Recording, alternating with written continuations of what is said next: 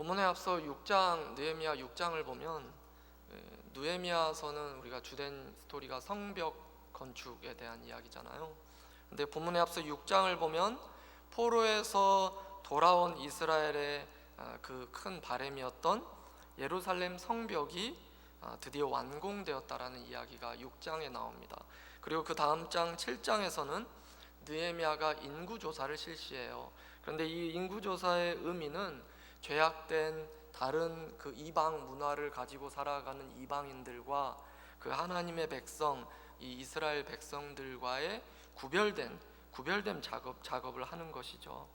그러니까 이렇게 해서 대적들로부터 백성들을 보호해 줄 뿐만 아니라 부정한 이방 민족의 문화에서 거룩한 백성을 구별시켜주는 성벽 건축의 외형적인 그리고 그 안에 있는 그 내용적인 의미의 성벽 건축이 완전하게 마무리가 된 거죠. 6장 7장을 까지의 이야기해서. 그리고 이어지는 내용이 바로 오늘 본문 8장입니다. 8장의 내용을 한마디로 말하면 예배입니다. 예배. 바벨론 포로에서 구원을 받고 그리고 이렇게 성벽 완공을 통해서 거룩한 백성으로의 온전한 구별됨을 회복하게 된 이스라엘, 이 백성들이 그 후에 너무나도 자연스럽게 행한 것은 다름이 아니라 바로 예배였다는 거예요. 예배. 그래서 오늘 본문은 구원받은 백성, 거룩한 하나님 백성, 구별된 거룩한 하나님 백성이 드리는 예배의 모습을 잘 보여주고 있는 본문이라고 말할 수 있죠. 여러분, 우리가 매주 예배를 드립니다. 매주에도 여러 차례 예배를 드리죠. 그런데 성도가 예배 자리로 나아갈 때 마음가짐, 그리고 예배에 임하는 태도는 어떠해야 할까요? 그리고 성경이 말하는 대로 그 마음가짐을 가지고 그 태도로 예배에 나아갈 때 성도가 경험하고 누리게 되는 것은 무엇일까요? 이 시간 함께 성도가 드려야 하는 예배에 대해서 우리가 좀 나눠봤으면 합니다. 지금 백성들이, 오늘 본문의 이야기를 보면 백성들이 이제 한 자리에 모였어요. 그런데 누군가 어떤 지도자와 같은 사람들이 명하지도 불러 모은 것도 아닌데, 명령을 해서 모은 것도 아닌데, 신기하게도 모든 백성들이 자발적으로 광장에 모여든 겁니다. 그리고 물론 이유 없이 모여들지는 않았겠죠. 이들이 이렇게 자발적으로 광장에 모여든 이유에 대해서 오늘 본문 이렇게 이야기하고 있습니다. 1절입니다. 우리 8장 1절, 여러분들 성경책 보고 1절 한번 읽어보겠습니다. 1절입니다. 시작.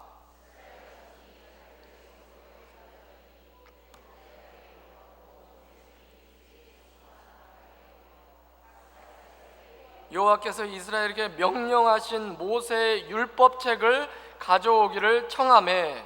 여러분, 지금 학사 에스라에게 율법책을 가져오라고 했습니다. 율법책을 가져오라고 한 이유가 뭐겠습니까?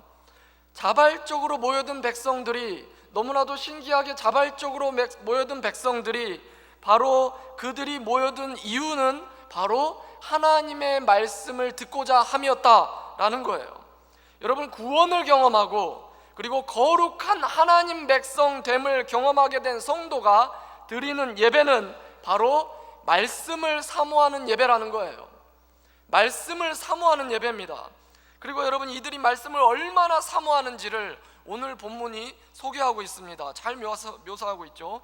우리 3절 한번 읽어보겠습니다. 3절입니다. 시작. 수문 앞 광장에서.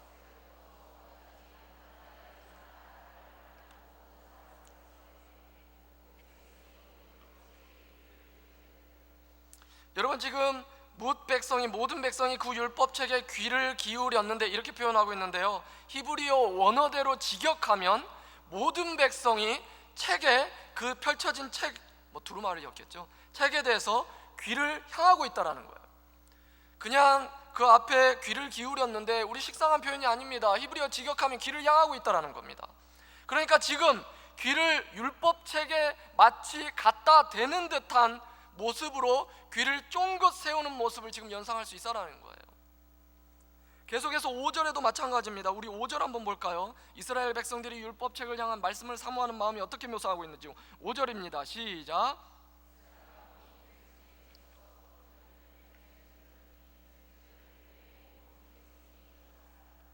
지금 에스라가 모든 백성 위에 서서 그들의 목전에 책을 펴니, 목전에 책을 펴니, 이 말은 그냥 에스라가 단순히 백성들 앞에서 책을 폈다 이 의미를 뿐만 아니라, 여기에서 지금 묘사되고 우리들에게 말씀해주고 있는 모습은 모든 백성들이 에스라가 펼치고 있는 책을 주목해서 바라보고 있다라는 거예요.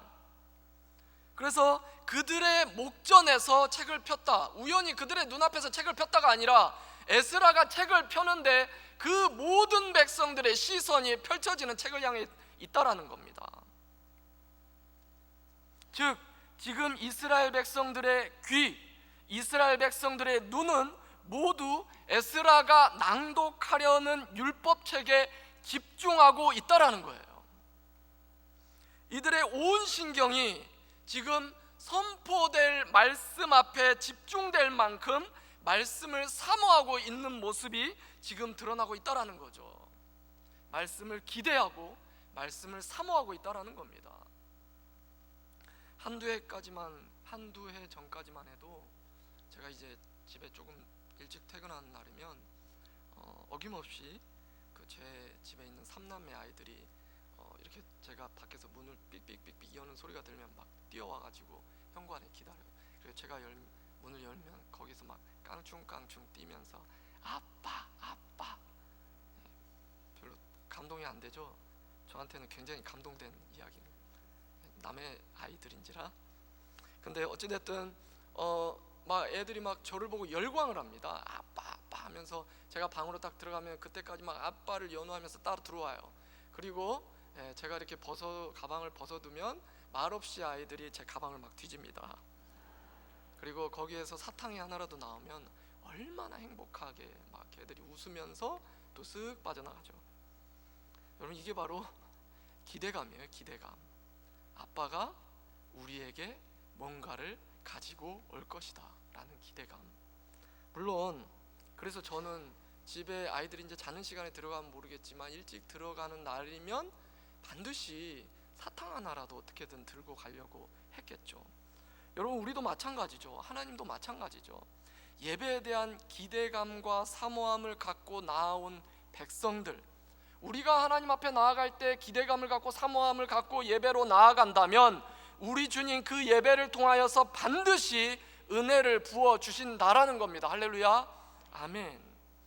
여러분 그래서 예배로 나아올 때마다 성도가 예배에 나아갈 때 마음가짐은 바로 말씀을 사모하는 마음이라는 거예요. 우리가 예배로 수없이 나아가지만 예배로 나아갈 때마다 말씀을 사모하는 마음을 가지고 나아가시는 여러분들 되기를 소망합니다. 할렐루야 아멘. 계속해서 본문을 보면 다음으로 이스라엘 백성들이 보인 모습이 등장하고 있죠. 6절입니다. 우리 한번 6절 읽어보겠습니다. 시작.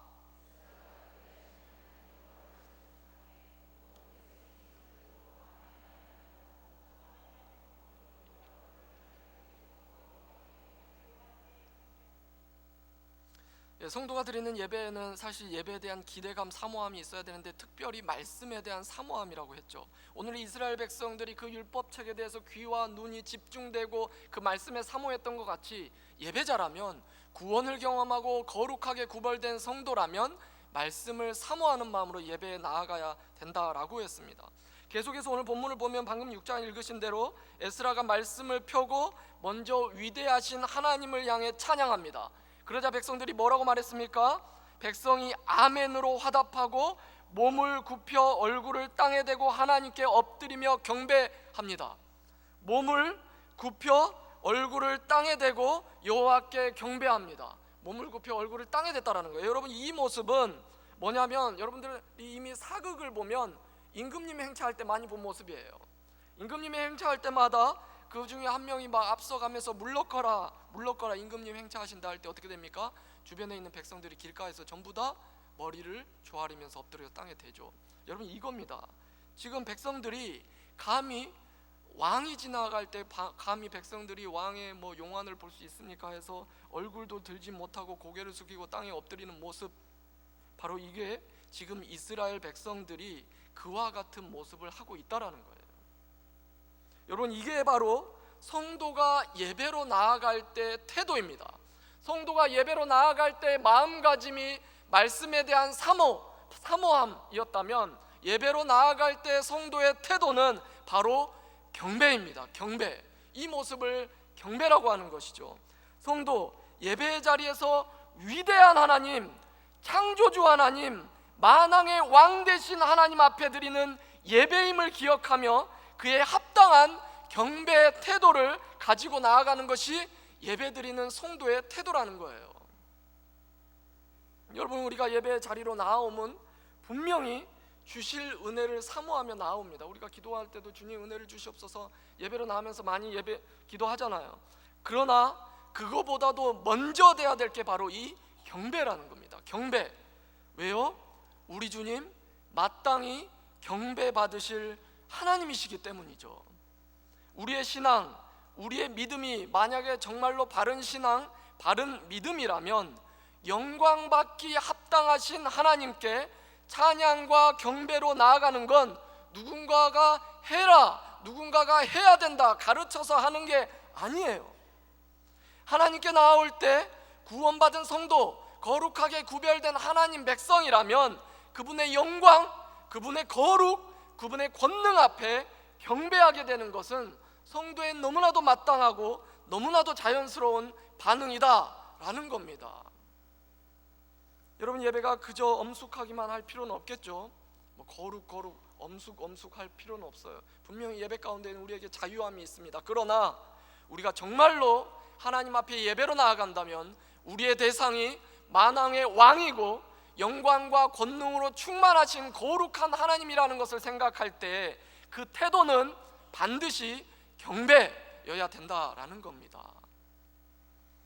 이제 학사 에스라를 통해서 말씀이 백성들에게 선포됩니다.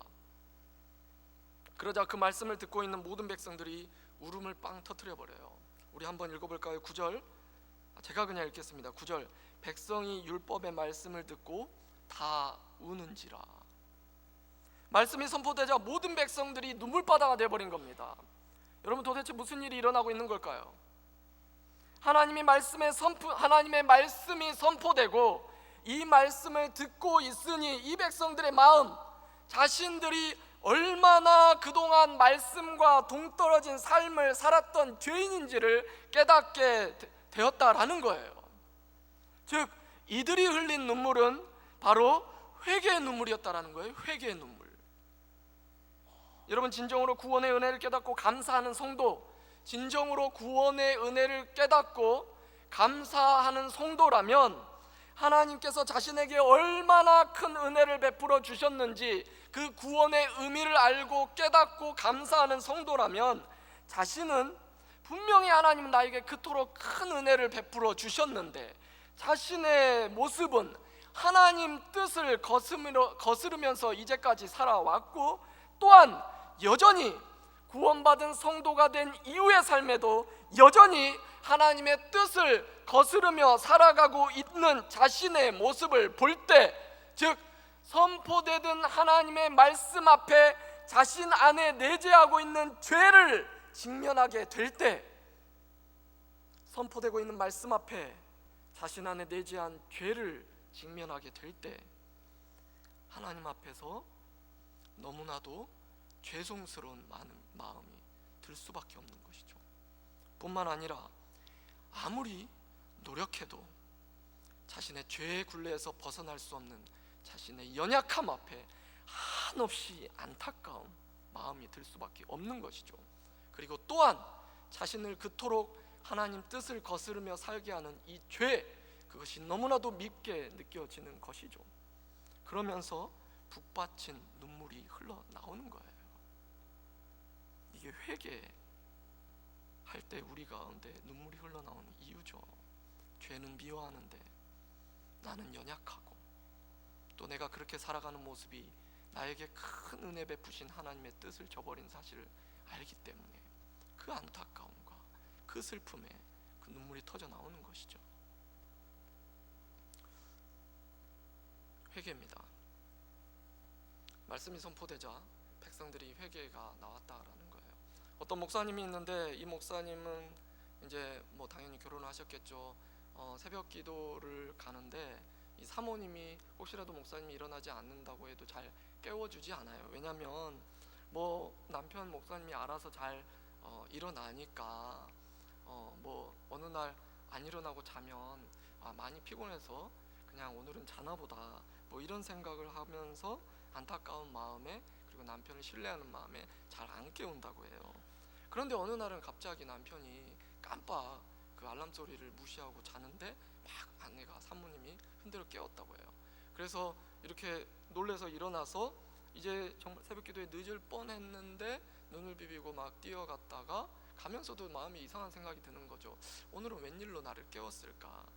그런데 새벽 기도가 끝나고 큐티를 하면서 그 이유를 알았다고 해요. 우리도 이제 매일 성경 가지고 온 교회가 같은 본문으로 큐티를 하지만 그 교회도 같은 본문으로 큐티를 했나 봐요. 그런데 이 목사님이 이렇게 큐티를 하려고 이렇게 본문을 펼쳤더니 그날 본문이 잠언 6장이었어요. 그 본문 9절 11절 읽어드리겠습니다. 게으른 자여, 내가 어느 때까지 누워 있겠느냐? 내가 어느 때에 잠이 깨어 일어나겠느냐? 좀 더 자자, 좀 더 졸자, 손을 모으고 좀 더 누워 있자 하면 내 빈궁이 강도같이 오며 내 곰핍이 군사같이 이르리라. 무슨 말입니까? 지금 이 사모님이 아침에 일어나서 큐티를 했어요. 그런데 옆에 목사님이 자고 있거든요. 그러니까 말씀을 자기 남편에게 적용해 준 거죠. 여러분 뭐 부부 사이니까 여러분 많이 힘드셨군요. 나름 좀 재밌으라고 말씀드린 건데 여러분들이 많이 힘드신 것 같아요. 아무튼 남편에게 아끼는 마음에 이제 그럴 수 있겠지만, 여러분 말씀은 사실 자기 자신에게 적용하는 거죠. 그죠? 그 말씀을 들을 때 남이 아니라 자기 자신에게 적용하는 거예요.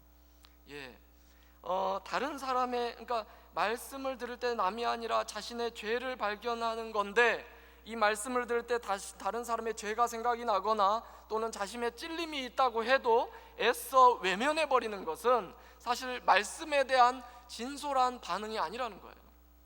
여러분, 성도는 선포되는 말씀을 들을 때 하나님께서 마치 바로 지금 나에게 하는 말씀처럼 이것이 너의 연약함이다, 이것이 너의 죄악이다 라고 말씀하기라도 하는 것처럼, 아니 그렇게 말씀하는 것을 믿고 아멘하면서 너무나도 죄송하고 너무나도 부끄럽고 안타까운 심정으로 눈물이 나게 되어 있다라는 겁니다. 그렇게 회개하게 되는 거죠. 이게 바로 성도가 선포되는 말씀 앞에 반응하는 모습이에요. 여러분, 계속해서 오늘 본문을 보면 이제 느헤미야가 그리고 에스라 그리고 말씀을 가르치던 레위인들이 슬피 울고 있는 백성들, 말씀 앞에 회개하면서 그냥 막 울고 있는 백성들을 향해서 그만 울도록 합니다. 그리고 기뻐하라고 말씀하죠. 9절과 10절입니다. 오늘 함께 읽은 말씀인데 9절 제가, 10절 여러분들이 읽겠습니다. 9절 제가 읽습니다. 백성이 율법의 말씀을 듣고 다 우는지라 총독 느헤미야와 제사장 겸 학사 에스라와 백성을 가르치는 레위 사람들이 모든 백성에게 이르기를 오늘은 너희 하나님 여호와의 성일이니 슬퍼하지 말며 울지 말라 하고. 10절 시작.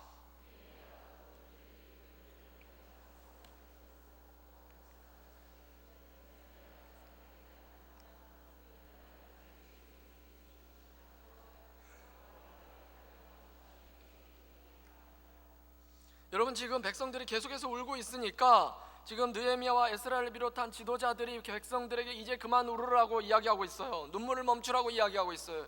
여러분, 이것은 이들의 이렇게 말한 의도는 너희들의 죄악을 가볍게 여기라는 말이 절대 아니죠. 너희들이 그렇게 울 것까지 할 것 없어, 너희들 죄악이 그렇게 무겁지 않아, 이런 의미가 아닙니다. 비록 그들이 하나님 앞에서 범죄하였지만, 하나님 앞에 무서운 진노의 심판을 받아 마땅한 범죄를 했지만, 이런 죄에도 불구하고 은혜 베푸셔서 다시 구원하시고 구별된 하나님 백성 삼아 주신 이 하나님을 생각하면 당연히 그것이 너희들에게 기쁨으로 되어야 한다라고 말하고 있다라는 거예요. 여러분, 성도는 자신의 죄악이 깨달아질 때 반드시 애통하며 회개하는 마음이 있어야 합니다. 여러분, 반드시 자신의 말씀 가운데 내 죄가 깨달아질 때 애통하는 마음이 있어야 합니다. 그러나 그 슬픔에 계속해서 머물러 있어야 하지는 않는다라는 거예요. 예수 그리스도를 기억해야 되는 거죠. 예수 그리스도로 인하여 어떤 죄일지라도 그 모든 죄악 씻어주시고 그 자기 백성 삼아주신 그 하나님의 은혜를 기억하며 감사하며 기쁨이 회복되어야 된다라는 거예요. 이게 복음이죠. 계속해서 슬픔 가운데 있는 게 아니라는 거예요. 계속해서 죄책감 가운데 있는 게 아니라는 거예요. 기쁨이 회복되는 것이죠. 또한 우리가 말씀 앞에 우리가 죄가 드러났음에도 불구하고 다시 한번 다 말씀 앞에 우리가 기뻐할 수 있는 이유는 선포되는 말씀 안에는 우리의 죄악만을 지적하는 말씀만 있는 것이 아니라 주님이 우리를 지키시고 인도하신다는 약속의 말씀도 있다라는 겁니다. 말씀을 통해서 하나님은 상한 심령을 치유해 준다라는 거예요. 위로해 준다라는 것이죠. 죽기까지 우리를 사랑하시며 죽기까지 우리를 구원해 내신, 그렇게 해서 거룩한 백성 삼아주신 우리 주님이 우리의 삶 가운데에도 우리의 고민과 우리의 어려움에서도 능히 우리를 구원하시고 인도하시고 보호해 주시는 전능하신 창조주 하나님이시라는 겁니다. 할렐루야. 그래서 우리가 말씀 가운데 우리가 슬퍼할 뿐만 아니라 말씀 가운데 위로를 받고 말씀 가운데 한없이 기쁨을 누릴 수 있는 것입니다. 그래서 10절 느헤미야가 말합니다. 근심하지 말라. 여호와로 인하여 기뻐하는 것이 너희의 힘이니라. 할렐루야. 여러분, 성도의 기쁨의 근원은 하나님이죠. 성도의 기쁨의 근원은 하나님이어야 됩니다. 또한 성도는 이런 은혜 베푸시는 창조주를 생각할 때, 구원주를 생각할 때 기뻐하게 된다라는 거예요. 그리고 이렇게 예배에 선포되는 말씀을 통해서 죄를 회개하면서 느끼는 슬픔이 분명히 있습니다. 죄 때문에 느껴지는 슬픔이 분명히 있어요. 그리고 은혜 베풀어 주시는 하나님을 생각할 때 느끼는 기쁨이 있습니다. 죄를 생각할 때 느끼는, 회개할 때 느끼는 슬픔이 있고요, 은혜 베풀어 주시는 하나님을 생각할 때 느끼는 기쁨이 있죠. 이 슬픔과 이 기쁨을 우리는 동시에 느끼는 거예요. 하나님께 예배로 나아갈 때, 말씀이 선포가 될 때 우리는 슬픔과 기쁨을 우리는 동시에 느끼는 것이죠. 여러분, 이것이 바로 성도가 예배를 통해 경험하게 되는 예배의 감격입니다. 할렐루야. 슬픔과 기쁨을 동시에 느끼는 것. 우리가 감격했을 때 어떤 모습인가요? 눈물이 쏟아지잖아요. 그런데 그게 한없이 슬퍼서 흘리는 눈물인가요? 아니죠. 그 안에는 분명히 감사와 기쁨이 있어요. 감출 수 없는, 감당할 수 없는 기쁨이 있기 때문에 눈물을 쏟는 것이죠. 예배에도 마찬가지라는 겁니다. 성도가 예배로 나아오는 마음가짐은 분명히 사모함입니다. 사모함, 기대함. 특별히 주님 말씀을 통해서 나에게 주실 그 말씀의 은혜를 사모함을 가지고 나와야 한다는 거죠. 뿐만 아니라 예배에 임하는 태도는 경배입니다. 창조주 하나님, 왕 중의 왕 대신 그 거룩한 하나님 앞에 나아가는 자리이죠. 그리고 이 마음과 이 태도로 예배로 나아갈 때 성도가 누리고 경험하게 되는 것은 바로 예배의 감격이다라는 거예요. 이것이 예배의 감격이죠. 여러분, 그렇다면 성도는 예배를 통해서 감격하고 그것을 누리고 거기서 끝이 나는 걸까요? 결코 그렇지 않습니다. 우리 함께 12절 읽겠습니다. 우리 12절 함께 힘차게 읽겠습니다. 12절, 어떤 우리가 예배의 감격을 누린 성도들은 거기서 끝나지 않고 무엇이 또 있어야 되는지 12절 함께 있습니다. 시작.